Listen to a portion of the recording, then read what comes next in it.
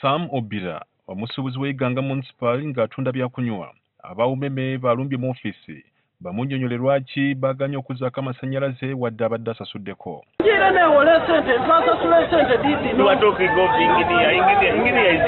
Buli omu ali kundeka bwamu ofisi, buli gwendi kwogera naye atya byo titubitegeera, buli gwendi kwogera naye bali kundeka muki.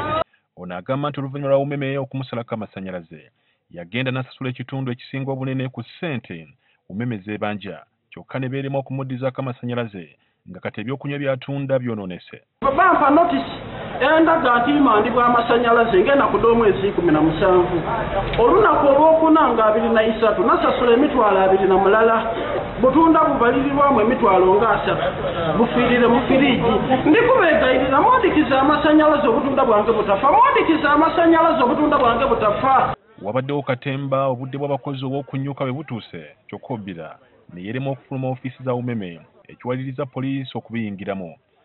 Wabula n'abapoliisi omusirikale akuuma ofiisi tabakkiriza kuyingira era nga poliisi esinzidde wabweru w'ekizimbe okupeereza omusajja ono okufuluma ensonga bazigonjoolere ku poliisi. Bannamawulire balemeseddwa okuyingira munda mu ofiisi za Umeme era nga leka weefubeewo okwogerako n'abakulu agudde butaka. Wabula nga poliisi egamba nti yasobodde okutuukirira aba Umeme ne bakkiriza okuddiza Obira amasannyalaze.